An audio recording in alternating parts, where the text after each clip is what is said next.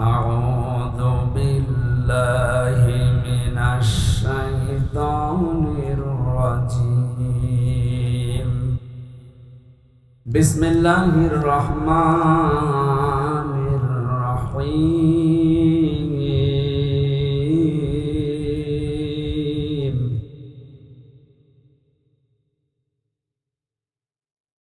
يوم تكون السماء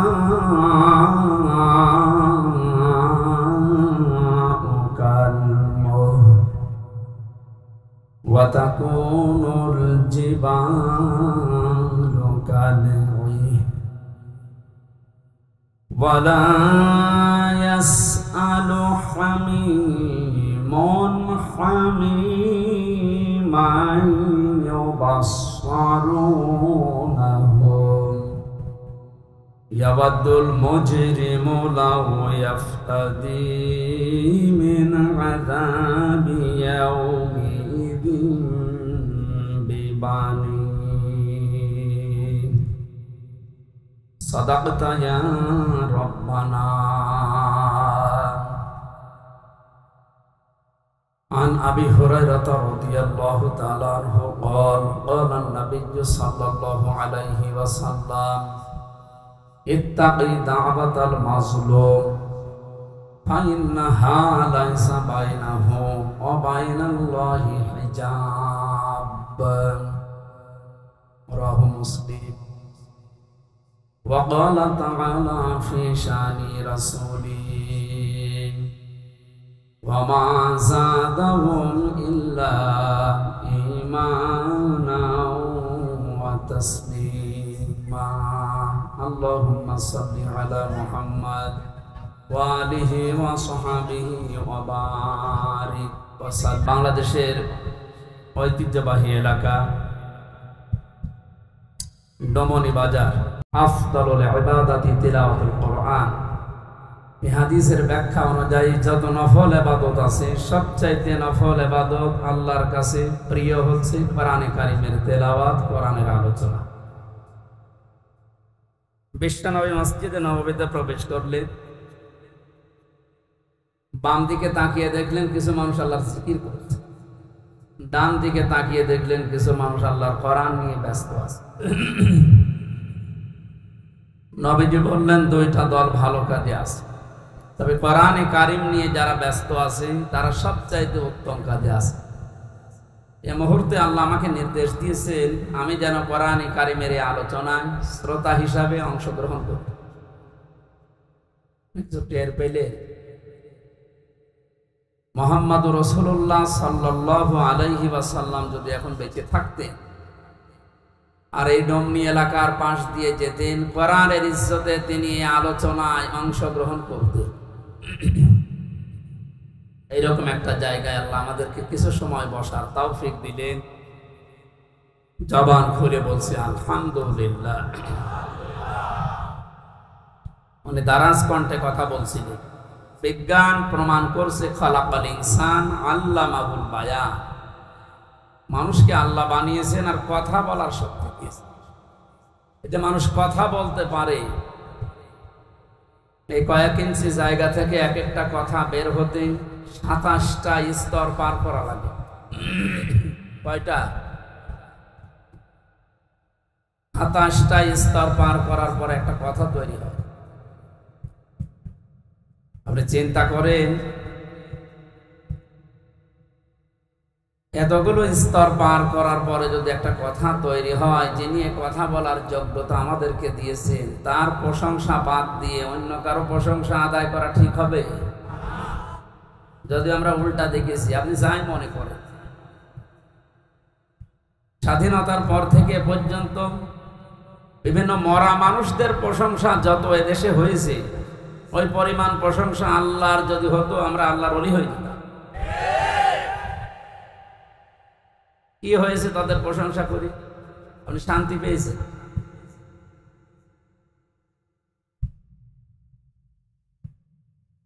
একজন বেদুইন এসেছিল, নবীজি বললেন কি তোমার এই অবস্থা? কাঁধের উপর একটা ভাঙ্গা মূর্তি নিয়ে, নাক ভাঙা, তোমার মূর্তির নাক ভাঙা কেন? লোকটা বলে, হে রাসূল, এটা আমার মূর্তি না, এটা আমার খোদা। এটা সব সময় আমি সঙ্গে রাখি, না জানি কখন কোন বিপদে পড়ি। আজও আমার মনে হয় ১৫০০ বছর আগে এই লোকটা না বুঝে তার খোদাকে সঙ্গে রেখেছিল বিপদ থেকে বাঁচার জন্যে। আরে ডিজিটাল যুগে অনেকে বুঝে শুনে খোদাকে উপরে রেখে দেয়, উপরে খোদা দেখবেন, নিচে খোদা হা করে আছে। সিস্টেম একই, শুধু নিয়মটা পাল্টিয়েছে। ও সাথে রাখতো, পকেটে রাখতো, আর উপরে রেখে হাত তুলে থাকে। কি বেশি বললাম? এই যে এই খোদার সাথে রেখে কি আনন্দ পেলেন আপনি, কি উপকার হয়েছে? হ্যাঁ, সাময়িক কিছু উপকার হয়েছে, কারণ উপরে খোদা আছে, নিচে যদি খোদা এভাবে থাকে মানুষ মনে করে না এ খোদার লোক, এ পর্যন্ত শেষ। তো এই পরিচয় দেওয়ার কি এখন সময় আছে? আর দিতে পারবেন? নবীজি বললেন, নাক ভেঙেছে কি করে? লোকটা বলে, ইয়া রাসূলুল্লাহ, যেখানে যায় একে নিয়ে যায় বিপদ থেকে বাঁচার জন্য, প্রাকৃতিক প্রয়োজন সারার জন্য আমি গেছি, কিন্তু এরে তো আর টয়লেটে নিয়ে যাওয়া যায় না, কথার মান থাকে। এখান থেকে বাস্তবতা হচ্ছে, যারা টাকার ভেতরে বিভিন্ন মানুষের ছবি দিয়ে সম্মান বাড়াতে চান, পরে নিয়ে মানুষ যায় কোথায়? সম্মান বাড়ে? বিবেকের কাছে প্রশ্ন করেন, জিজ্ঞাসা করা লাগবে। একটা মুশরিক, এই লোকটাও তার খোদাকে টয়লেটে নিতে রাজি না, আর আপনি যাকে ওই রকম সম্মান দিয়ে রাখেন তারে পকেটে করে সব জায়গায় নিয়ে যাচ্ছে। আপনি কথা বুঝে চিল্লাচ্ছেন তো নাকি আন্দাজে? আমি জানি আপনি বুঝতে ফেলেছেন। ঢাকার মানুষ খুব চালাক, এরা হাঁ করলে হাসা দানায় হালসা বোঝে। রাস্তার পাশে রেখে কাজ সারতে গেলাম, কাম করে এসে দেখি ওর মাথা থেকে পা পর্যন্ত পোড়া ভেজা। চিন্তা করলাম, খোদা আর গা ভেজা, এ না জানি কর রহমত বরকতের পানি হবে। জহব্বা বের করে চাটলাম, খাইলাম, দেখে একটা ঝাঁজ ঝাঁজ লাগে, গন্ধ। চিন্তা করলাম, পানি যাতে রহমতের হবে, আর খোদার গা থেকে ঝরতেছে, এরকম গন্ধ হবে কেন? ঝাঁজ লাগে কেন? পাশে তাকিয়ে দেখে একটা কুকুর দাঁড়িয়ে আছে, ওর নিচ দিয়ে পানি টপকাচ্ছে। এবার বুঝলাম যে কোন রহমতের পানি। আমার মেজাজ গেল খারাপ হয়ে, এই তুই খোদা না খোদা, নিজের এই কুকুরের প্রসাব থেকে বাঁচাতে পারো না, আমারে রাগ হওয়ার পরে ওরে দিয়েছে একটা আষাঢ়, ওর নাক ভেঙে। নবীজি বললেন, আমার কাছে কেন আসলে? লোকটা বলেন, ইয়া রাসূলুল্লাহ, এদের অসারতা, এদের কল্প কাহিনী, এদের অজ্ঞতা, এদের মূর্খতা, এদের দুর্বলতা সব আজ আমার কাছে স্পষ্ট হয়ে গেছে। আমি আর এর কাছে কিছুই চাই না, একে নিতেও চাই না। আপনার তাওহীদের কাছে আমি ধরা দিতে এসেছি, আমারে আপনি পড়িয়ে দেন লা ইলাহা ইল্লাল্লাহু মুহাম্মাদুর রাসূলুল্লাহ। আপনি শুধু হাদিসটা শুনে শেষ করে দিচ্ছেন না। আমার তো মনে হয় ১৫০০ বছর আগে লোকটা যা ঘটিয়েছে, এখন এই ডিজিটাল যুগে খাপের খাপ অনেকের জীবনে মিলিয়ে যাচ্ছে। যেই দেখেছি যে না, এগুলো তো কল্প কাহিনী। আজকে আমি কোর্টে সারাদিন ছিলাম, আমার যতগুলো মামলা সব আজকে আদালত ডিসমিস করে দিয়েছে। আমার এখানে একটা প্রশ্ন ছিল আজকে, কিন্তু উনি করতে দেয়নি। আমাকে ৩টা বছর আটকে রেখেছিলেন মাটির নিচে এবং জেলখানা মিলিয়ে। আমার প্রশ্ন হচ্ছে, আপনি আমাকে মামলা দিয়ে ৩টা বছর আটক রাখলেন যে আমার অপরাধ আছে কিনা। ৩ বছর পরে আজকে প্রমাণ হলো যে আমি নির্দোষ, কোনো অপরাধ নেই। আমার যত রকমের পরীক্ষা করার দরকার ছিল রিমান্ডে নিয়ে সব করেছে। যে মোবাইলটা আজকে দিয়েছে ওরা ৩ বছর পর, এর মধ্যে যা ছিল ওরা সব কিছু দেখেছে। যে মামলা দিয়েছিল আনসার আল ইসলাম না কি জানো, আমি জীবনে জানি না। যত রকমের পরীক্ষা করেছে একটাও পাইনি। জজ আজকে হাসছিল যে যে মামলার বিচার করব কি দিয়ে, কোনো মাল নেই, যা ছুড়ে ফেলি। আমি মনে করলাম জিজ্ঞাসা করি, মাননীয় আদালত, এই যে 3টা বছর আপনার কাছে তোমার মামলা ছিল, এতদিন আপনি কিছুই করেননি, কিন্তু জানতেন। আজকে যেমন ছুড়ে ফেলে দিচ্ছেন, হাসি তামাশা করছেন যে একটা মামলা হলো, এই 3 বছর জানতেন না? 30 থেকে 32 বার এই মামলাটাই আদালতে উঠেছিল, জামিন আপনি দেননি, বারবার ফেরত দিয়েছেন। আজকে কোন ইশারায়, কার ইশারায় দিয়েছেন আমি জানি না, তবে আমার প্রশ্ন, আমাকে যে 3টি বছর রাখলেন, আমি তো নিরপরাধ, আজকে প্রমাণ হলো যে কোনো দোষ নেই। যারা আমাকে বিনা দোষে কষ্ট দিয়েছে, আমিও তাদের ওই কষ্ট দিতে চাই।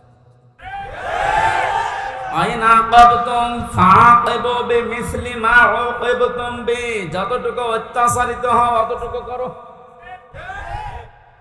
আমি যেহেতু হয়েছি, বাড়ানো আমাকে জানিয়েছে, সুতরাং আমি যতটুকু পেয়েছি, মাটির নিচে আপনারা আমাকে রেখেছিলেন, আমার মামলার আয়ু থেকে শুরু করে উপরের যে নির্দেশদাতা পর্যন্ত প্রত্যেককে আমি 3 বছর মাটির নিচে রাখতে চাই। আমি বেশি করছি না, সমান সমান করছি। এটা যদি আপনি না করতে পারেন, আগামীতে আমার মতো আরো মানুষ বিনা কারণে 3 বছর 5 বছর না 10 বছর 15 বছর মাটির নিচে জেলখানায় থাকবে, কোনো বিচার হবে না। 15 বছর পরে লোকটা যখন বের হবে, আপনি রায় দিয়ে দেবেন যে নির্দোষ, কোনো দোষ নেই, তাহলে 15 বছর আপনি ফিরিয়ে দেন। আমার জীবন থেকে আপনি 3টা বছর নষ্ট করে দিলেন, যাদের কথা মতো এই মানুষগুলো তো কিয়ামতে মামলার আসামি হবে। কারণ আল্লাহ আপনাকে মাফ করবে না যতক্ষণ হামজা মাফ না করে। কারণ আপনি আল্লাহর ক্ষতি করেননি, ক্ষতি করেছেন হামজার। ওটা যদি হক্কুল ইবাদ হতো, হক্কুল্লাহ হতো, আল্লাহ মাফ করে দিত। কিন্তু এটা তো হক্কুল ইবাদ, বান্দার হক আপনি নষ্ট করেছেন। যাদের ইশারায় তাদেরকে আপনি বলবেন, এই মানুষগুলো যদি হামজার কাছে মাফ না চায়, কোনোদিন লোকটা জান্নাতে যেতে পারবে না। দ্বিতীয় সিস্টেম হচ্ছে লোকটা জালিম। যারা টট্ট বটন ছিল এতদিন, এরা সবগুলো কোরআনের ভাষায় জালিম। জালিমদের জন্য সবচাইতে আমার ভয় লাগে সূরা শুরার 42 নম্বর আয়াতটা পড়লে, ইন্নামাস সাবিলু আলাল্লাযীনা ইয়াযলিমুনান নাস ইলা আখির আয়াত। আল্লাহ পাক বলেন, অবশ্যই আমি আল্লাহ নিজে মামলা দায়ের করব, নিজে অভিযোগ দায়ের করব, কেস করব। শব্দের অর্থ দিকে খেয়াল করেছেন, ইন্নামাস সাবিলু আলাল্লাযীনা ইয়াযলিমুনান নাস। আল্লাহ ইয়াযলিমুনাল মুসলিমুনা দেননি, ইয়াযলিমুনান নাস দিয়েছেন। এটা মজারে বর্তমান ভবিষ্যৎ, প্রেজেন্ট ফিউচার 2টা কাল নিয়ে আল্লাহ শব্দ দিলেন কেন? কারণ এখন শুধু না, কিয়ামত পর্যন্ত এই আয়াতটা কোরআনে থাকবে না, 2 দিন পর নষ্ট হয়ে যাবে। মানুষ হয়ে যারা মানুষের উপরে জুলুম করে, অত্যাচার করে, এরা হামজার মামলার আসামি না। আমি মামলা দিলেও পারি, না দিলে মাফ করে দিলে হয়ে গেল, কিন্তু না, আল্লাহ পাক বলেন ওরা আমি আল্লাহর মামলার আসামি। আমার তো আয়াত পড়ার পরে বাংলাদেশের দিকে তাকিয়ে মনে হয়, এ দেশের অনেক মানুষ এখন অলরেডি আল্লাহর মামলার আসামি হয়ে গেছে।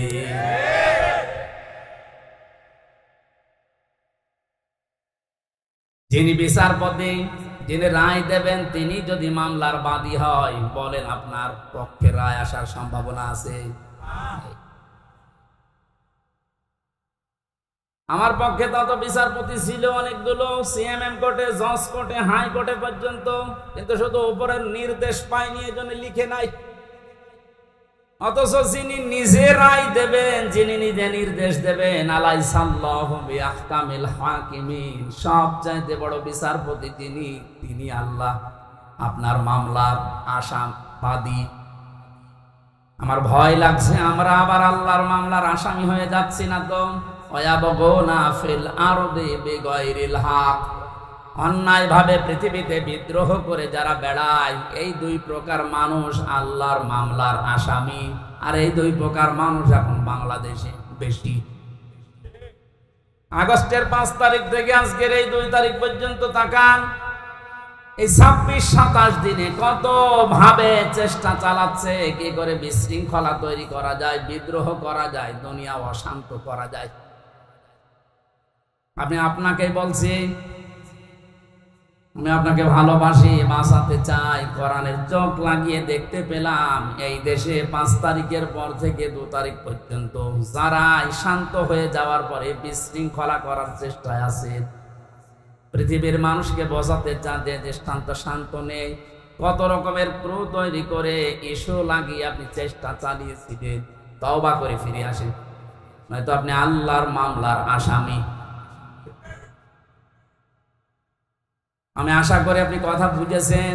যদি না বোঝার ভান করে উল্টা পাল্টা ধারণা করেন, আপনার কপালে হেদায়েত আল্লাহ দেবে না। এই যে কপালে হেদায়েত দেবে না, এটা তো আমি বানালাম। হ্যাঁ, আল্লাহু লা ইয়াহদিল কওমাজ যালিমিন। ইহদি এটা মুসারে, বর্তমান, ভবিষ্যৎ, প্রেজেন্ট, ফিউচার। আল্লাহ বলেন আমি জালেমদেরকে হেদায়েত দিচ্ছি না, দেব না। আর শর্তলা হচ্ছে ওদেরকে মাফ করে দেন। আমি মাফ করে করব কি? আল্লাহ তো হেদায়েত দেবে না জালেমদের। এত কঠিন নিকৃষ্ট আল্লাহর কাছে শব্দটা। নবীজি জানিয়েছেন আয-যুলমু যুলুমাতু ইয়াউমাল কিয়ামাহ। জুলুম কিয়ামতের ময়দানে ঘোর অন্ধকার হয়ে তার সামনে দেখা দেবে, নিজের হাত পর্যন্ত দেখতে পাবে না। এটা যদি 100 ভাগ আমরা বিশ্বাস করে বাস্তবে নিয়ে আসতে পারতাম, জীবনই পাল্টে দিত। আমি আমার ঈমান থেকে কথা বলছি। যারা এখনো পর্যন্ত এই আয়াতগুলোর সাথে মিলে যাচ্ছেন, আপনি থামেন। মৃত্যুর গড়গড়ানি চলে আসলে তখন কিন্তু আপনার পাশে বসে কালেমা পড়ালেও কাজ হবে না। ঢাকাবাসী, আমি যেটা শিক্ষা দেওয়ার জন্য পর্যন্ত আসছিলাম, আজ বহু মানুষের গল্প কাহিনী, মিথ্যাচার, মিথ্যা রচনা, অনেক ষড়যন্ত্র, বিশেষ করে উল্টা পাল্টা সব যেহেতু আমাদের কাছে ধরা পড়ছে, দলে দলে পালে পালে দেখতে পাচ্ছি মানুষ বুঝে হোক না বুঝে হোক এখন ইসলামে আসা আরম্ভ করে দিয়েছে। এটা কেন দিল? কোরআনে কারীম জানিয়েছে ইযা জাআ নাসরুল্লাহি ওয়াল ফাত ওয়া রাআইতান নাসা ইয়াদখুলুনা ফি দীনিল্লাহি আফওয়াজা। আল্লাহ পাক বলেন, হে নবী, যখন আমার সাহায্য আসবে তখন আপনি বিজয় দেখতে পাবেন। কিছু না হলেও কিছু আমরা পেয়েছি। আল্লাহর সাহায্য আসার কারণেই কিন্তু আমরা বিজয়ের স্বাদ পেয়েছি। মানুষ যে পরাধীন থাকলে কি হয়, এটা এই 27 দিনে আমি টের পেয়েছি। সবচাইতে বেশি টের পেয়েছিলাম মাটির নিচে যতদিন ছিলাম। ওই সময় চোখের ওপরে কালো কাপড় বাঁধা, আমার হাতে পেছনে হ্যান্ডকাপ দেওয়া, পায়ে ডান্ডা বেড়ি দেওয়া, মাথায় দড়ি দিয়ে যখন টেনে নিয়ে যেত, মনে হচ্ছে এ পৃথিবীতে সব চাইতে বড় অসহায় আমি। তো মাটির নিচে অবস্থায় ছিলাম। আপনারা উপরে যারা ছিলেন, বিবেক দিয়ে বলেন তো, আপনারা অসহায় ছিলেন না? গত কয়েকদিন আগে কুষ্টিয়ায় বাংলাদেশ জামাত ইসলামী ওলামা বিভাগের আয়োজনে 500 আলেম সব ঘরানা থেকে নিয়ে এসেছিল। কত? 500। ওনারা আয়োজন করেছিল 500, 750 উপরে আলেম এসেছে পুরা কুষ্টিয়া জেলা থেকে, সব ঘরানার। প্রায় 2.5-3 ঘন্টা আলোচনা হয়েছে, কোনো সমস্যা না, কিচ্ছু পাইনি। আমি নিজেও ছিলাম। আপনি একটু ভাবেন তো, 5 তারিখের আগ পর্যন্ত 500 না 5 জন আলেম এক জায়গায় বসলে নিরাপদে থাকতে পারত? স্বাধীনতার পরাধীন কি অবস্থা, বাস্তবতা এইটা। এই অনুষ্ঠানটা করতে হলে 5 তারিখের আগে 14 জায়গায় পারমিশন নেওয়া লাগতো, তারপরও অনুমতি মিলত না। এ মানুষগুলো তো সেই মানুষই আছে। এখন 14 জায়গায় অনুমতি না। ডক্টর ইউনূস বলেছেন, এদেশে কোরআনে কারিমের কথা ওইভাবেই হবে, অন্যান্য ধর্মের কথা যেভাবে চালু আছে। হিন্দুদের পূজা, ওদের দুর্গা পূজা, সরস্বতী পূজায় যদি অনুমতি না লাগে, পাহারা দেওয়া হয়, কোরআনের অনুমতি লাগবে কোন কারণে? কিছু মানুষের কিছু চিন্তাধারায় আল্লাহ তাকে মাফ করেন। কবি নজরুলের জীবনে ওই রকম আমল আমি ওনার জীবনী পড়ে পাইনি, কিন্তু কিছু কিছু কথা এত দামি, আমার মনে হয় আল্লাহ ওই কথাগুলোর কারণে ওনারে মাফ করে দেবে। এই লোকটা যে ঘোষণা দিল, কোরআনের পক্ষের লোক না বিপক্ষের লোক ওটা আমি বলছি না, কিন্তু যে ঘোষণা দিল, এই 17 বছরে কোন মুসলমান তো এই ঘোষণা দিতে পারে না। আরো বিরোধিতা করতেন আপনি।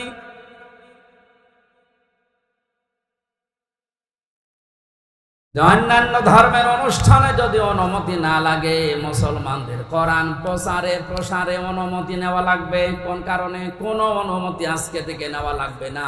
যেখানে যতটুকু পারেন কোরআনের কথা ওই ফোর্সি বলবেন, সেটা আল্লাহ জানে। ওনার পরের দিন এই দেশের ডিসিএফ এর প্রধান যিনি গোয়েন্দা বিভাগের, আমার মাহফিল ছিল ওই দিন গাইবান্ধা, আমারে ডাক দিয়ে বলছে, হুজুর কোরআনের কথা বলতে দেশে 56,000 বর্গ মাইলের কোনো ইঞ্চিতে আর বাধা নেই। যে ফোর্সে আল্লাহ জানিয়েছে আপনি ওই ফোর্সে বলবেন। কেউ যদি কোনো জায়গায় একটু শব্দ করেন, শুধু একটু জানাবেন, আমারে সেভ করে রাখবেন, ঠ্যাং ভেঙে ফেলবো। আমি বললাম, স্যার আপনি এতদিন কোথায় ছিলেন? আমি কেবল দায়িত্ব পেয়েছি। দুইটা কথা আবার জানিয়েছে, যারা আয়োজন করে তাদেরকে আপনি বলবেন ওনারা যেন মহিলা প্যান্ডেলটা আলাদা করে, ওখানে পুরুষের যেন আনাগোনা না থাকে, আর ওনাদের যে আলাদা টয়লেট বা নামাজের ব্যবস্থা ওগুলো যেন ওয়ান টাইমের জন্য করা হয়। এক ভালো প্রস্তাব দিয়েছে। এটা যেহেতু রেকর্ড হচ্ছে, সারা বাংলাদেশে আমার প্রত্যেকটা জেলায় 2-3টা করে ওয়াজ নেওয়া আছে। এর মাধ্যমে সবাইকে জানাচ্ছে ওই স্যারের কথাটা মানা দরকার। কথাটা ভালো কথা না? পর্দা কিন্তু নফল না। পর্দা কি নফল?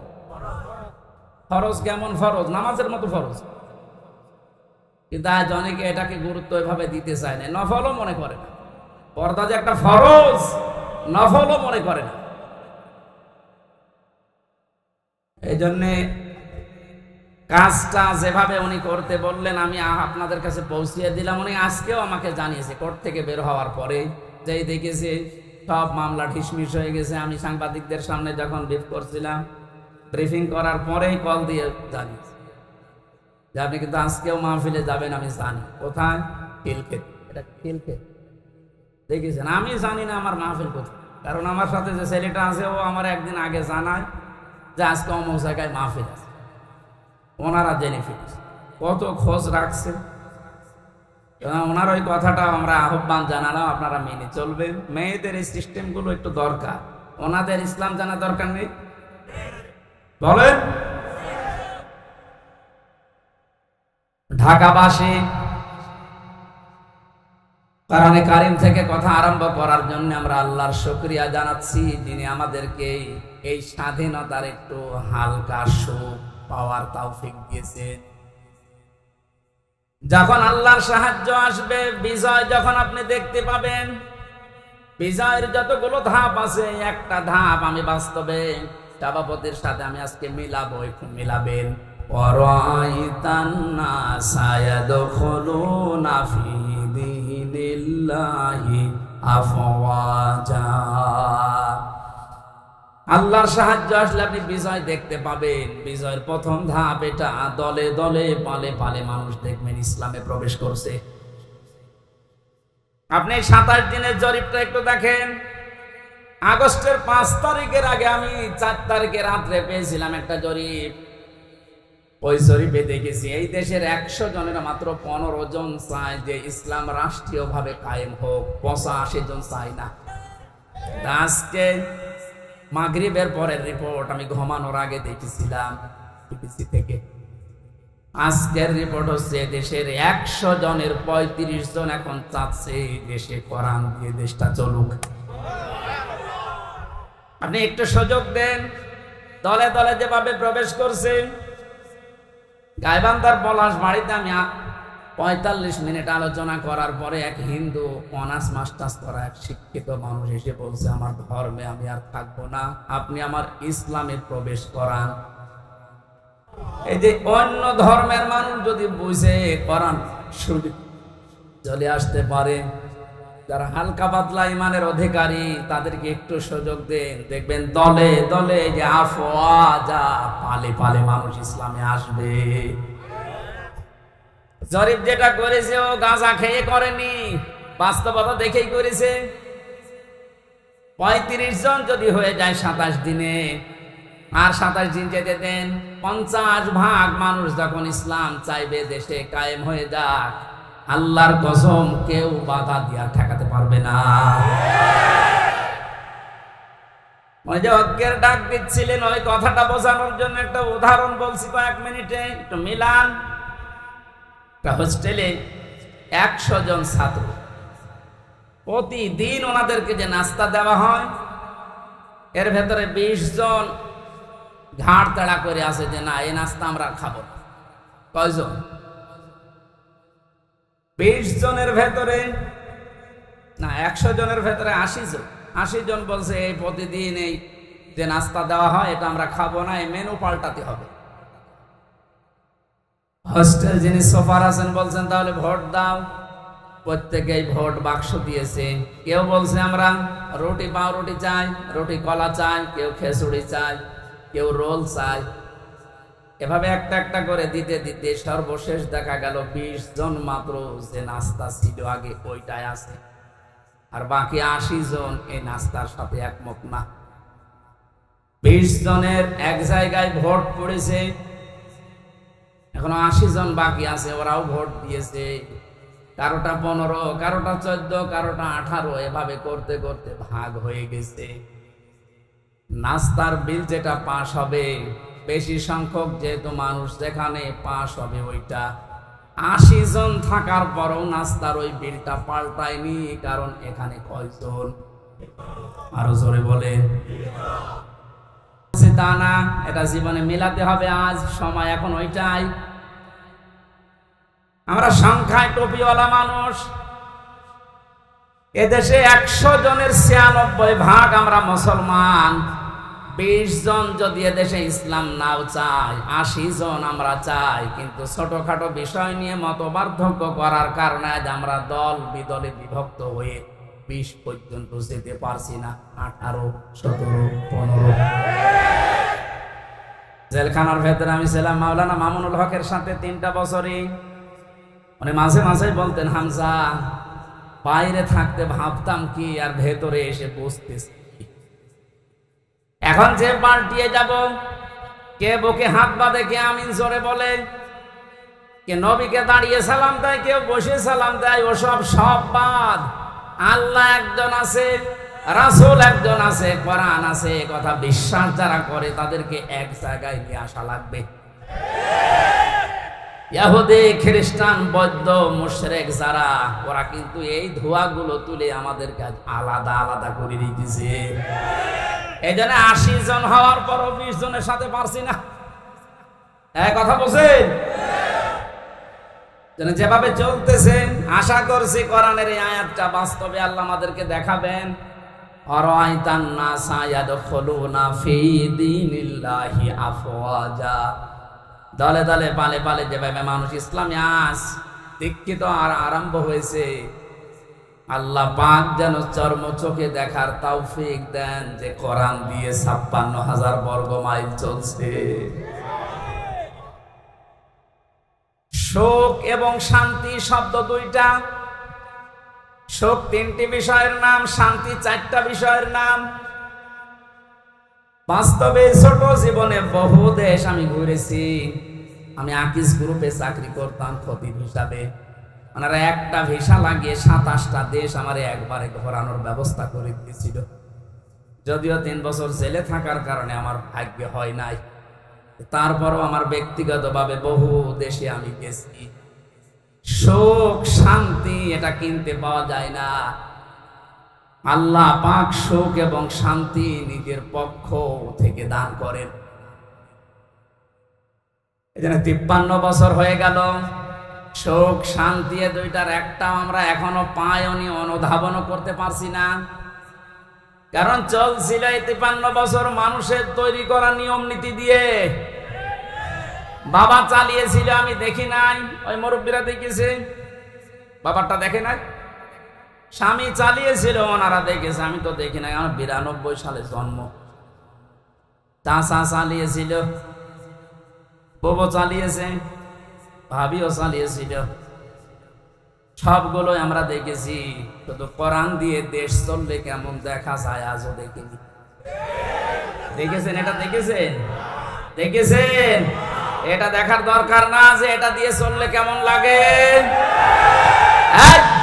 আন্দাজে চিল্লানো না, সত্যি সত্যি মন থেকে বলবেন। যদি চান ওই 35 জনের ভেতরে আপনি যেন থাকেন যে হ্যাঁ এইটা দিয়ে দেশ যেন চলে, আমি এটা দেখতে চাই, হাত তোলেন তো, লিল্লাহে তাকবীর।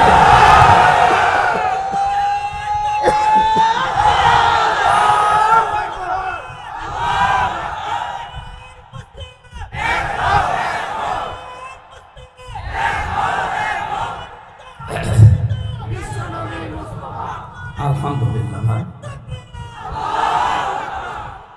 দরুদ আর সালাম পড়ছে আমাদের নবী মুহাম্মদুর রাসূলুল্লাহ সাল্লাল্লাহু আলাইহি ওয়াসাল্লামের প্রতি। 7টা নামে আল্লাহ তাকে পুরা কোরআনে স্পেশাল ভাবে ডাক দিয়েছে। কয়টা? 7টা। 1 নম্বরে নাম দিয়েছেন ইয়াসিন। ইয়া হরফে নেদা, ইয়া মানে হে, সিন মানে সাজ্জেদ। তাফসিরে কাবীর আল্লামা ফখরুদ্দীন রাজি রাহমাতুল্লাহ আলাইহি উনি ব্যাখ্যা করতে গিয়ে সিনের অর্থ দিয়েছেন 5টা। আমি গতানুগতিক কথা বলি না। যারা আছেন যদি হেদায়েতের নিয়তে কথা শোনেন, আমি আশা করছি কোরআন আপনাকে পথ দেখাবে। আর কোরআন শরীফ যদি কাউকে হেদায়েত দিতে না পারে, ও যেন বিশ্বাস করে ওর কপালের হেদায়েত নেই।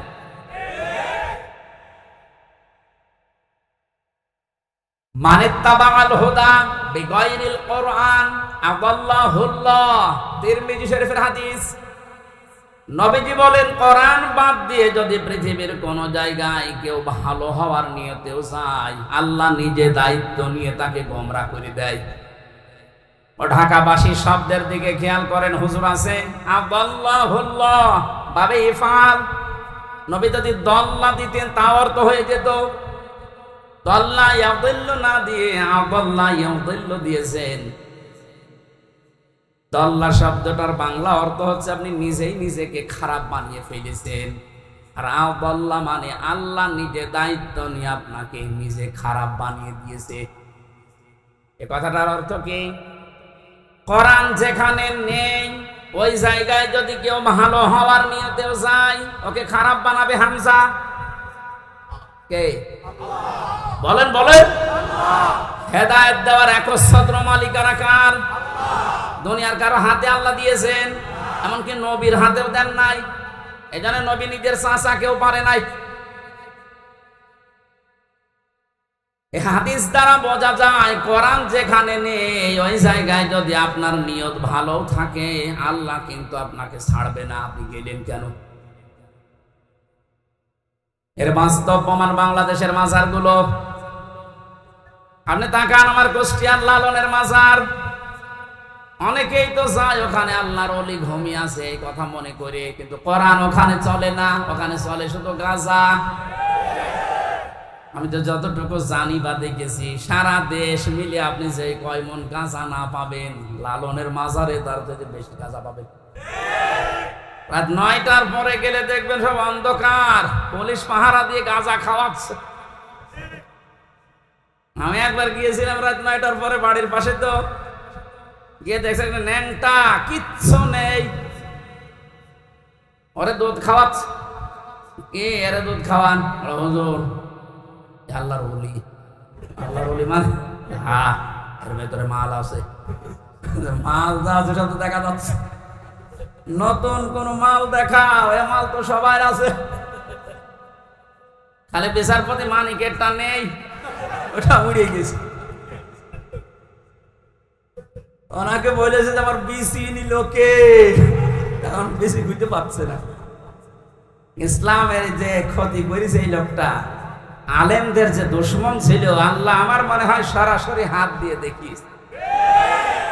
আমার জীবনের শখ যে আল্লাহ যদি পৃথিবীতে আর কিচ্ছু না দেখায়, কোনো আফসোস আমার জীবনে নেই। আল্লাহ বলে যে ধরা ধরিস। এক কথা বলছেন।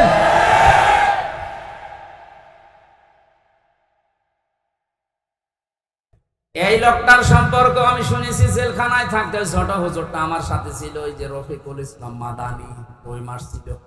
আমার বলছে, হামজা ভাই আমারে প্রথমে রিমান্ডে নিয়ে রাত 12:30টার দিকে নিয়ে গেছে হাতির ঝিলে, ওরা উলঙ্গ করেছে আমারে। আমি তো এমনি ছোট মানুষ, আমার জিনিসপত্র ছোট, আসলে ছোট।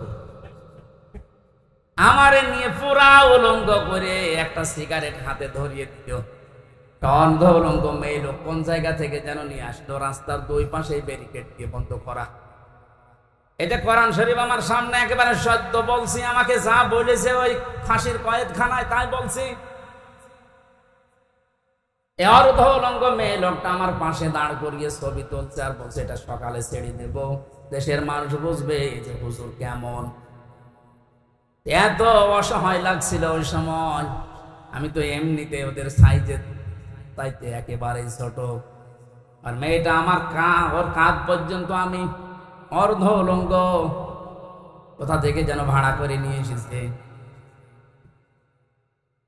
আমার হাতে সিগারেট দিয়ে যেটার গন্ধ শুকলে আমার বমি আসে, ওইটা ধরিয়ে নিজে 2 টান দিয়ে আমার কাছে দিয়ে বলছে এভাবে ধরে থাক, অস্ত্র তাক করা আছে, কিচ্ছু করার নেই। ছবি তুলছে, সেটা ছেড়ে দেব সকালে। আমি যেহেতু মজলুম আর বিশ্বাস করি মজলুমের দোয়া কবুল হয়, ইত্তাকি দাওয়াতাল মাজলুম। নবীজি বলেন দুনিয়াতে আর যাই করো মজলুমের বরদোয়া থেকে নিজেকে বাঁচিয়ে রেখো। ফাইন্নাহা লাইসা বাইনাহু ওয়া বাইনাল্লাহি হিজাব, কারণ মজলুমের মাঝে আর আল্লাহর মাঝে কোনো পর্দা থাকে না। হাতির ঝিলের ওই পানির পাশে দাঁড়িয়ে আল্লাহর কাছে বলেছিলাম, মাবুদ যে অবস্থা করছে আমার তো কিচ্ছু করার নেই, তুমি দেখতে পাচ্ছ। এক এসআইকে ডাক দিয়ে বললাম, ভাই আপনারা যা করছেন আমার সাথে, একে হারুন স্যার জানে না? মানে উনি তো করাচ্ছে, যেই বলেছে উনি করাচ্ছে, কারণ রিমান্ডে উনি তো মাঝে মাঝে এসে আমার প্রশ্ন করতো, তখন কি ফেরেশতার মতো কথা বলতো, অথচ ভেতরে ভেতরে ওই এত খারাপ অবস্থা আমার করলো। আল্লাহ তুমি সব দেখেছো, আমারে যেভাবে ওরা অপমান করেছে ওকেও এইভাবে করো। আমার মনে হয় আল্লাহ কারেন্টের মতো ওর দোয়া কবুল করেছে। দেখেছেন না, ও এখন 3 ইঞ্চি, কয় ইঞ্চি সারা দুনিয়া এখন জানে, ওর নাম অনেকে জানে না, কিন্তু ও যে 3 ইঞ্চি ও সবাই জানে, মহিলারা পর্যন্ত জানে তো 3 ইঞ্চি। ছোট হুজুরের দোয়াটা একেবারে মাসলুম, যেহেতু আল্লাহ কবুল করে দুনিয়ায় দেখিয়েছে, পরবর্তী কি করবে সেটা আল্লাহ ভালো জানে।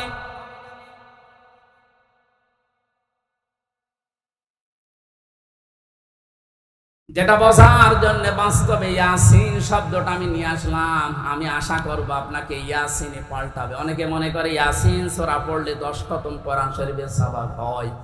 কেন হয়? এখানে 83টা শিক্ষা আছে। এর প্রথম 5টা শিক্ষা হচ্ছে সিনের ভেতরে। আপনারা শুনতেছে? আল্লাহ ডাক দিয়েছেন ইয়াসিন, হে নেতা। ইয়া মানে হে, সিন মানে সাজ্জেদ, সাজ্জেদের বাংলা অর্থ নেতা। মুফাসসির 5টা অর্থ দিয়েছেন তাফসিরে কাবীরে। 1 নম্বরে সাজ্জেদুল বাশার, 2 নম্বরে সাজ্জেদুল আলামিন, 3 নম্বরে সাজ্জেদুল কাউনাইন, 4 নম্বরে সাজ্জেদুল আম্বিয়া, 5 নম্বরে সাজ্জেদুল মুরসালিন। এক একটা শব্দের আবার ব্যাখ্যা করা আছে। আমি কথা বলছি তাফসীর আকারে, আপনি মিলান। প্রথম নম্বর অর্থ হচ্ছে সাজ্জেদুল বাশার, আল্লাহর ঘোষণা দেওয়া মানুষের জন্য একমাত্র নেতা আদর্শ একজন, তার নাম মুহাম্মদ রাসূলুল্লাহ। কি বুঝলেন ইয়াসিন পড়ে? আপনি মানুষ নামে যদি বাচ্চা বিবেচিত হন যে আমি মানুষ, অথচ নবীজিকে আপনি আদর্শ মানেন না, নেতা মানেন না, বিশ্ব নবীকে, আল্লাহর ভাষায় আপনি মানুষ নেই। কথা বললেন। ঢাকাবাসী, এটা যদি খালি দুনিয়ার বিষয় হতো, আল্লাহর কসম আমি এটা বলতাম না। এটা সম্পর্ক আখিরাতের সাথে। হযরত আয়াত পড়েছিলেন, আয়াতটাতে ছিল ওয়াকুল্লুহুম আতিহি ইয়াউমাল কিয়ামাতি ফারদা। সূরা মরিয়মের 95 নম্বর আয়াত। আল্লাহ পাক বলেন কিয়ামতের দিন প্রতিটি মানুষকে বিচারের প্রথম ধাপে আমি ডাক দেব স্রেফ একা একা। কয়জন করে? কেউ থাকবেন আপনার সাথে, আপনি স্রেফ একা থাকবেন। বিচারের দ্বিতীয় পয়েন্টে আল্লাহ ডাক দিয়েছেন, এবার আর একা ডাকবেন না। ইয়াউমা নাদউ কুল্লা উনাসিন বিইমামিহিম। সূরা বানী ইসরাঈল ৭২ নম্বর আয়াতের প্রথম অংশে আছে, আল্লাহ বলেন কিয়ামতে প্রতিটি মানুষকে এবার বিচারের দ্বিতীয় ধাপে, আমাদের যেমন প্রথম সিএমএম কোর্ট, এরপরে জজ কোর্ট, প্রথমে আল্লাহ আপনাকে একা ডাকবে, দ্বিতীয় সিস্টেমে যে একা না, আপনার নেতা সহ ডাকবে। কে সহ? আপনার নেতা সহ আল্লাহ এবার ডাক দেবেন। আগে নেতা, এরপরে কর্মী। যেহেতু আপনারা শিক্ষিত মানুষ, বিবেক আপনাদের বেশি কাজ করার কথা, নিজের দিকে তাকিয়ে বলেন তো, আপনি দুনিয়ার স্বার্থে হোক আর যে স্বার্থেই হোক, যাকে নেতা মানেন, আদর্শ মানেন, ওই লোকটা যদি কিয়ামতে আপনার সামনে থাকে, পেছনে আপনি দাঁড়িয়ে আছেন, আগে তো আল্লাহ তাকে দেখবে। এক কথা বলে না, কি মনে হয় আপনার যে ওই লোকটাকে যদি আল্লাহ দেখে আপনাকে মাফ করে দেবে? ওরে দেখলেই তো আল্লাহর আগে রাগ হয়ে যাবে। আপনার নেতা যদি হয় ইনুর মতো, যারে মানুষ লাথি দিচ্ছে, লাথি দেয়নি কয়েকদিন আগে? আপনার নেতা যদি হয় মেননের মতো, যারে মানুষ পচা ডিম খাওয়াচ্ছে, কি মনে হচ্ছে আপনার শুধু হাসির খোরাকি না, বাস্তবে নিয়ে যান। নিজে এখন বলছেন না, ওই লোকটা যদি সামনে থাকে আল্লাহ আমারে মাফ করবে না, এরকম নিজে যদি এখন ধারণা করেন, আপনি বিশ্বাস করতে পারেন আপনি তো হরা খেয়ে বসে আছেন। আমি আপনার শত্রু না, আমি আপনাকে বাঁচাতে চাই। কারণ এই দুনিয়ার জীবনে যদি শেষ হয়ে যেত, এই ওয়াজ আমি করতাম না। যেহেতু আর একটা জীবন আছে, এক্ষুনি পাল্টাতে হবে। নেতা যাদের ঠিক নেই, এই মুহূর্তে আপনি পাল্টাবেন। ওয়াজ শুনতে আসলেন কেন? আপনি যদি নাই মানতে পারেন, নিজেও কোরআন শরীফ পড়েন না, হামজা বলছে আপনি মানেনও না, আপনি কি হয়েছে? এই মুহূর্তে সিদ্ধান্ত পাল্টান। যাদের নেতা ঠিক নেই, আপনি ধরা খাচ্ছেন। সুতরাং এমন মানুষকে নেতা মানা লাগবে যে লোকটা আল্লাহ এবং রসুলকে মেনে চলে। আর এটা নফল না, এটা ফরজ। এটা তো আমি বানালাম। সূরা নেসা ৫ নাম্বার পারার ৬ নাম্বার পৃষ্ঠার ৯ নাম্বার লাইনের ৫৯ নাম্বার আয়াতের প্রথম অংশে আছে, আমি যতগুলো তাফসীর বিশ্ববিদ্যালয়ে থাকাকালীন মিলিয়েছি, সব মুফাসসির এই মাঝখানে যে আতিউ এই শব্দের ব্যাখ্যায় একমত। আল্লাহ পাক বলেন, ইয়া আইয়ুহাল্লাযীনা আমানু আতিউল্লাহা ওয়া আতিউর রাসূলা ওয়া উলিল আমরি মিনকুম। ওহে যারা ঈমানের দাবি করো, তাদেরকে বলছি, আমি আল্লাহর আনুগত্য করো, আমার রাসূলের ইতাআত করো, আনুগত্য করো। এই দুইটা জায়গার আগেই দেখবেন আতিউ এই ফেল আছে, ভার্ব, এটা ক্রিয়া। এটা আল্লাহ নবীজির নামে আর নিজের নামে রেখেছেন, কিন্তু উলিল আমরি মিনকুম এর আগে আতিউ দেননি। সব মুফাসসির একমত, আল্লাহ রাসূলকে মানতে হবে, কোনো প্রশ্ন করা যাবে না। কথা বলে না কেন? আল্লাহ রাসূলের পরে কিয়ামত পর্যন্ত যারা নেতৃত্ব দেবে দুনিয়ায়, যে মানুষগুলো এই পৃথিবীর নেতৃত্বে আসবে, উলিল আমর যারা, তাদেরকে যদি মেনে চলতে হয় নেতা হিসাবে, অবশ্যই দেখা লাগবে এরা আল্লাহ রাসূলকে মেনে চলে কিনা। যারা আল্লাহ রাসূলকে মেনে চলে না, তাদের জন্য রাজনীতি করা জায়েজ নেই। নেতা হওয়া, নেতৃত্ব দেওয়া, তাদের নেতৃত্ব মেনে নেওয়াও জায়েজ নেই। এটা রাজনীতি মনে করে যদি চলে যান, আপনার কপালে আগুন লাগবে। সূরা বাকারার ১২৪ নাম্বার আয়াত, ওয়াইযি বাতালা ইব্রাহিমা রাব্বুহু বিকালিমাতিন ফাতাম্মাহুন্না ক্বালা ইন্নী জাইলুকা লিন-নাসি ইমামা। হযরত ইব্রাহিমের কথা স্মরণ করো। আল্লাহ নিজে বলছেন, আমি পদে পদে তাকে বাক্য দিয়ে পরীক্ষা করেছিলাম। যতগুলো পরীক্ষা ইব্রাহিমকে নিয়েছি, কোরআন শরীফে আমি পেয়েছি, ইব্রাহিম নবীকে আল্লাহ পরীক্ষা করেছিলেন ৫০টা। কয়টা বলেন? বলেন। 50টা পরীক্ষায় তিনি উত্তীর্ণ, একটাও ফেল করেননি। আল্লাহ রাব্বুল আলামিন এত খুশি হয়েছিলেন, তিনি ডাক দিয়েছেন, ইব্রাহিম আমি তোমাকে মানব জাতির জন্য নেতা বানিয়ে দিলাম।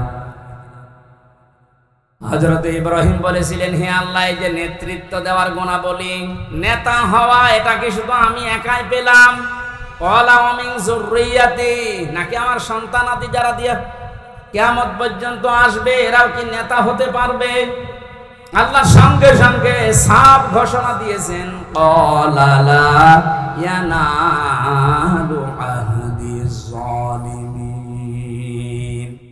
ইয়ানালু এটা মোজারে, বর্তমান, ভবিষ্যৎ, প্রেজেন্ট, ফিউচার। আল্লাহ পাক বলেন তোমার সন্তানাদি কিয়ামত পর্যন্ত যারা আসবে তারা নেতা হতে পারবে, নেতৃত্ব দিতে পারবে, ইমাম হতে পারবে, কিন্তু জালেমদের জন্য আল্লাহর এই ওয়াদা নেই। ইয়াতে মুফাসসিরিন ইকরাম ফি জিলালিল কোরআনে লিখেছেন সাইয়্যিদ কুতুব, যে দুনিয়ায় যারা জুলুম করে, সে নিজের উপরে হোক, পরিবারের উপরে হোক, সমাজের উপরে হোক, রাষ্ট্রের উপরে হোক, জনগণের উপরে হোক, যারা জুলুম করবে তাদের জন্য নেতা হওয়া, নেতৃত্ব দেওয়া, রাজনীতি করা জায়েজ নেই, হারাম। অথচ বাংলাদেশে তো উল্টা, যে যত বড় জালেম সে তত বড় নেতা। বেশি বলে ফেললাম? কিছুই বেশি হয়নি, কম হয়েছে। আহাদিস জালিমিন দিয়েছেন আল্লাহ, জালেমদের জন্য কোনো ওয়াদা নেই। আর তারা এখন বড় বড় নেতা হয়। যে 15 বছরে তারাই আমাদেরকে বলেছিল কোনো মসজিদে থাক, খানকায় থাক। আর এই ময়দানটা আমরা 2000 টাকা যদি বাজেট হয়, 5 টাকা খরচ করে 1995 টাকা খেয়ে ফেলে। এক একটা প্রকল্পের জন্য 3 বার, 5 বার, 7 বার, 10 বার, 11 বার করে বাজেট হয়। এক একজনের যে টাকা পাচারের, এই যে এখন দেখছি, আমার মনে হয় যদি কিয়ামত পর্যন্ত হায়াত পেত এই লোকটা, এত টাকার মালিক হওয়া ওর দ্বারা বৈধ পথে সম্ভব না।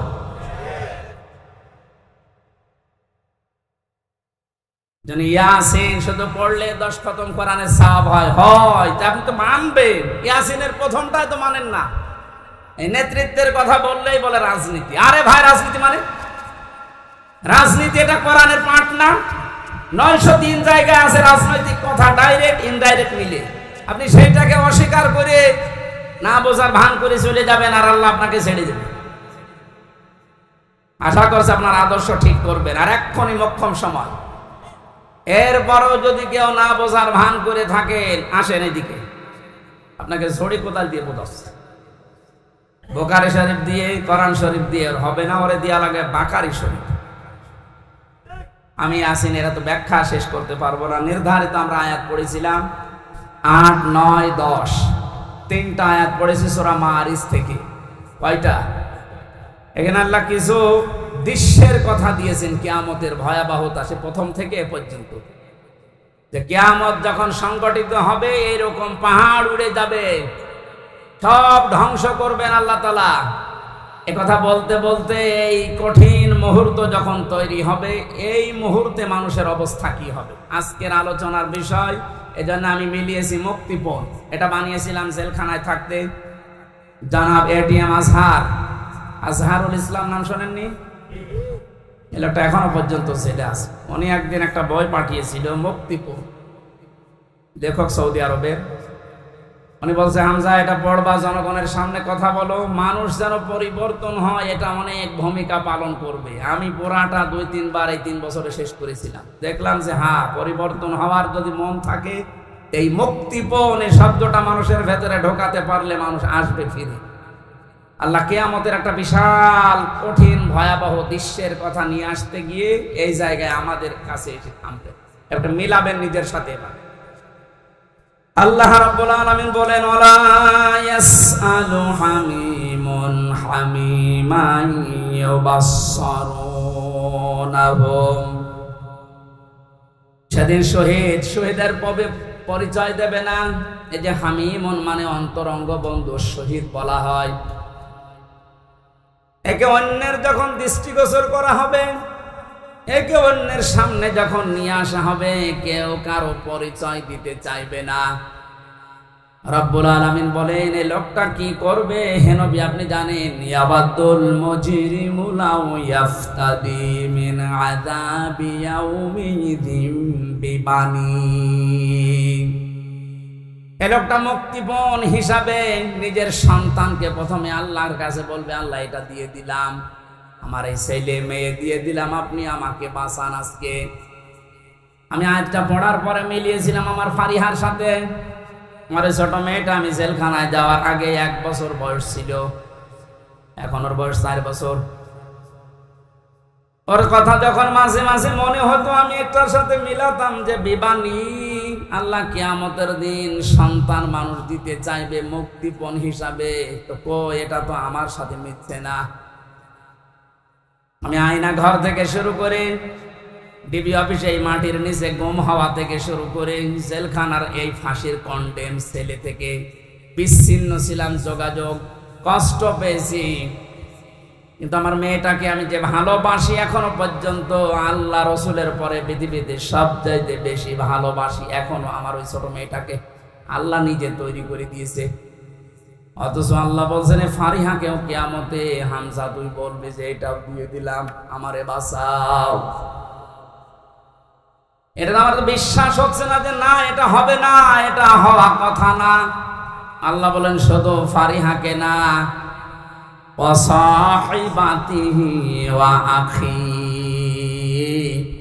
মানুষ তার স্ত্রী এবং তার ভাইকে পর্যন্ত মুক্তিপণ দিতে চাইবে। শুধু স্ত্রী আর ভাই না, নিজের জ্ঞাতি গোষ্ঠী যারা তাকে আশ্রয় দিত, প্রশ্রয় দিত, সামাজিক ভাবে, রাজনৈতিক ভাবে, পারিবারিক ভাবে, গোষ্ঠীগত ভাবে যারা তাকে বিপদে পড়লে আশ্রয় দিত, এদেরকেও বলবে আল্লাহ এদেরও দিয়ে দিলাম। এটা আজকে আমি মেলালাম হাজী সেলিমের সাথে। যেভাবে গালিগালাজ করছিল কোর্টে তোলার সময়, কত টাকার মালিক আপনি বলেন তো হাজী সেলিম, অথচ যে গাল আজকে খেয়েছে, যে ডিম খেয়েছে, তাও এতগুলো প্রশাসনের মানুষ পাহারা দেওয়ার পরেও ও আজকে হাও মাও করে কাটছিল ইজলাসে দাঁড়িয়ে। অত মনের ভেতরে এইটা আসছিল কি করলাম, যা দুনিয়ায় আছে সব আজকে দিয়ে বলো জজ সাহেব আপনি আমারে শুধু মুক্তি দিয়ে দেন। ওরে কান্নার ভেতরে এই আওয়াজই ভেসে আসছিল। জামিন নামঞ্জুর করে জেলে পাঠিয়েছে। আল্লাহ বলেন জ্ঞাতি গোষ্ঠী ও ফাসইলাতি হিল্লাতি তবে, এই ফাসইলাতির শব্দের ভেতরে 3টা বিষয় আছে ইবনে কাসিরে, তো ওবের ভেতরে 2টা অর্থ আছে।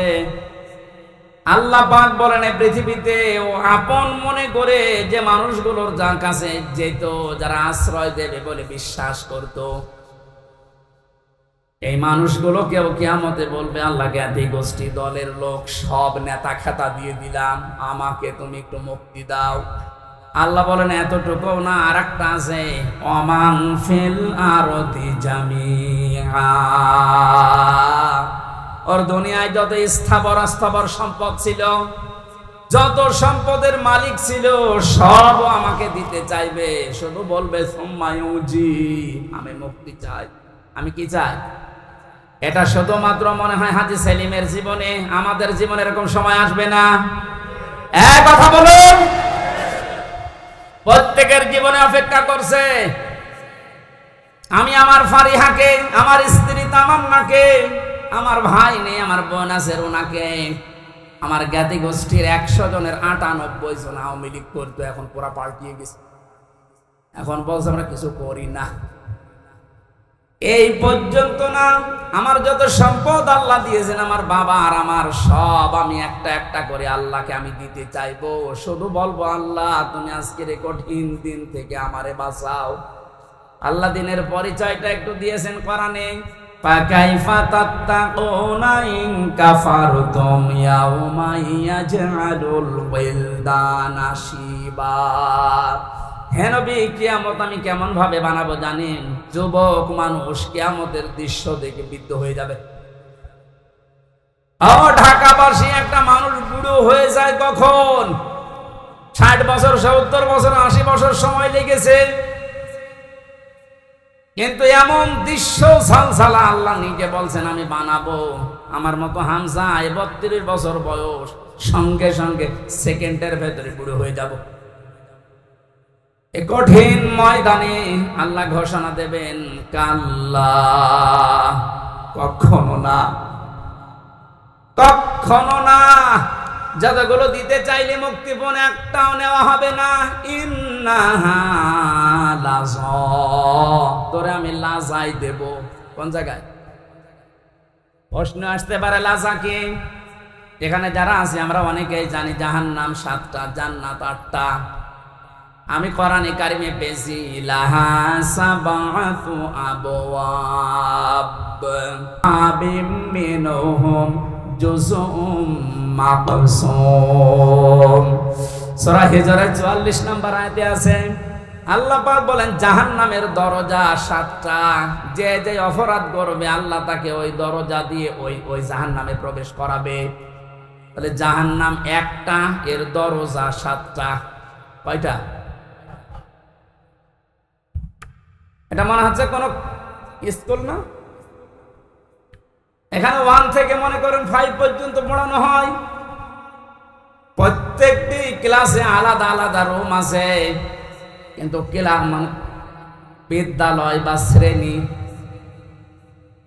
তো একটাই বলা হয়, যে বিদ্যালয় বা মাদ্রাসা, স্কুল যাই বলেন স্কুল।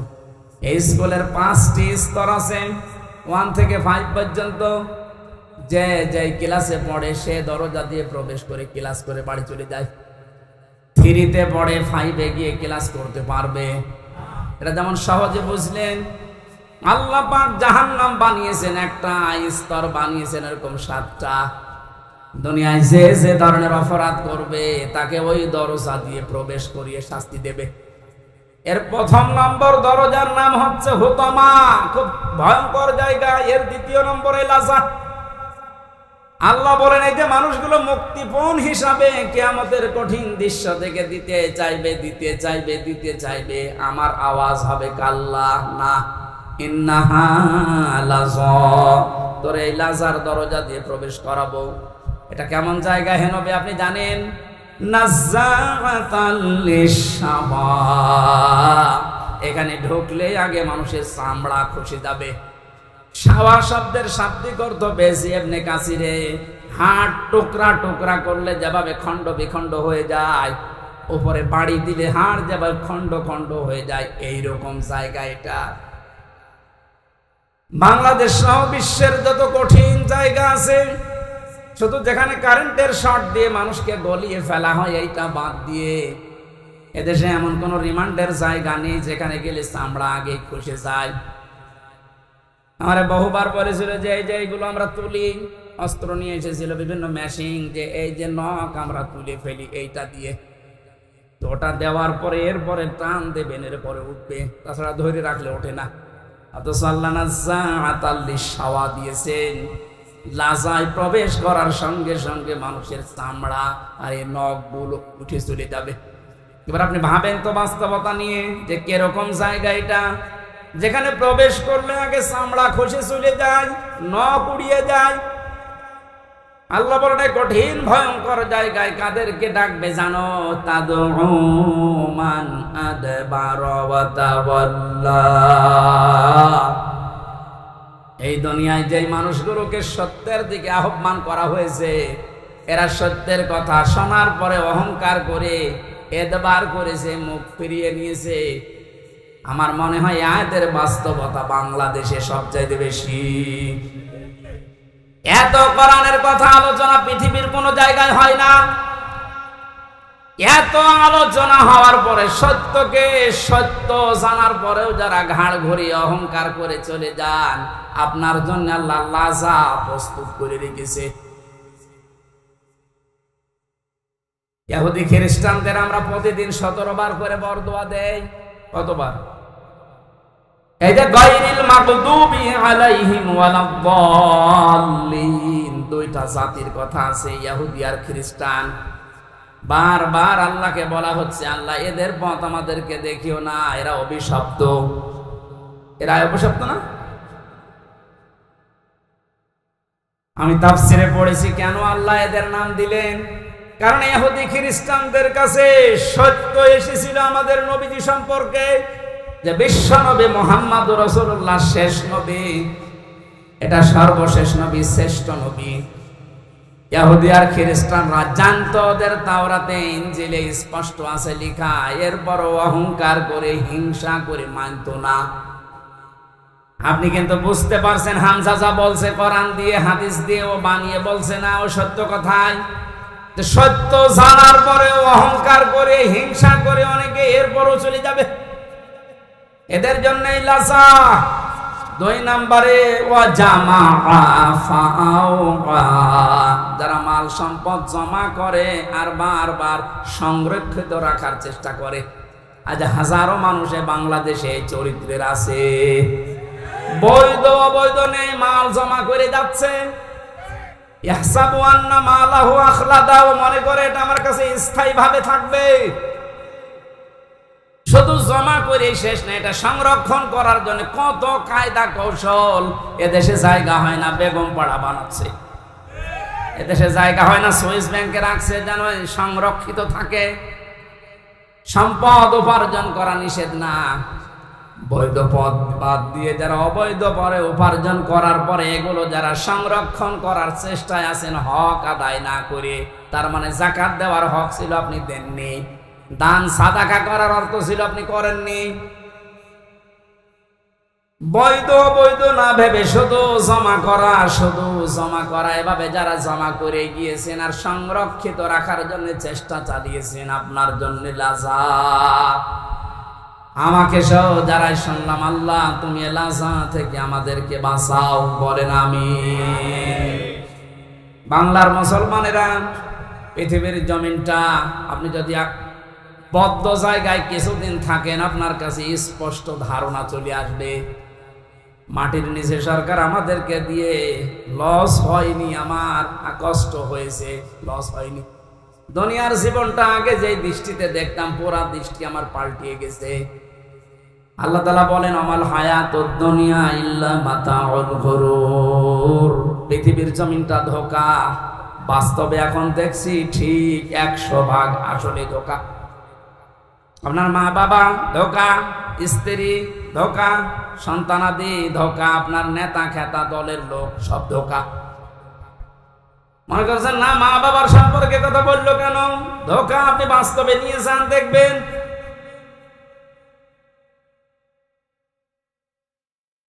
স্ত্রী ধোঁকা, এটার বাস্তবতা আমরা সবাই কম বেশি টের পাচ্ছি। আপনি যদি একটু শ্বশুর শাশুড়িকে অপমান করার চেষ্টা করেন, আপনার আপন বউ আপনার পর হয়ে যাবে। শ্বশুর শাশুড়ি বাদ দিলাম, স্ত্রীর ভাইকে অপমান করে একটা কথা বলেন, যত সুন্দর স্ত্রীর ব্যবহার হোক, সেকেন্ডে পাল্টিয়ে যাবে। দুনিয়ার সব কিছু যখন ধোঁকা ধোঁকা বলে আল্লাহ ঘোষণা দিয়েছেন, আমরা এই ধোঁকার পেছনে পড়ে থেকে আমাদের বিশাল আখিরাত আমরা যেন নষ্ট করি না ফেলি। আমি সহ যারা এসেছি, আল্লাহ তুমি আমাদেরকে ইখলাসের সাথে এগুলো মেনে চলার তৌফিক দাও, বলেন আমিন। বারাকাল্লাহু লানা ওয়া লাকুম ফিল কুরআনিল আযীম। অনেক রাত হয়ে গেছে। আমি মালয়েশিয়া ছিলাম কয়েকদিন আগে। মাওলানা মিজানুর রহমান আজহারি, জাকির নায়েক, এনারা বলছিল কথা বলতে হলে সর্বোচ্চ রাত 9:30 থেকে 10টায় অনুষ্ঠানগুলো শেষ করা লাগবে, কারণ আমাদের এই শরীরে উলিয়ে ওঠে না। এমনিতে 3 বছর যা খেয়েছি, শরীরের ভেতরে মাল মশলা সব নষ্ট হয়ে গেছে। এবার স্বাভাবিক হতে আমার সময় লাগবে। আমি জেলখানায় মেয়েদের পারিবারিক জীবন নিয়ে, যেহেতু ওখানে 100 জনের 70 জন এই পারিবারিক মামলার আসামি, এগুলো লিখেছিলাম, লিখে একটা বই করেছি। বইটা গাড়িতে আছে, নিয়ে নিজের স্ত্রীকে, মেয়েকে, মাকে পড়াবেন। ওনাদের সম্পর্কে যেহেতু আলাদা কিছু বলতে পারলাম না, বইটা নিয়ে যাবেন। গাড়িতে পাওয়া যায় কোথায় যেন, ওইটা নিয়ে মেয়েকে, মাকে, বউকে, বোনকে, এদেরকে পড়াবেন। আশা করছি পরিবারে শান্তি ফিরে আসবে।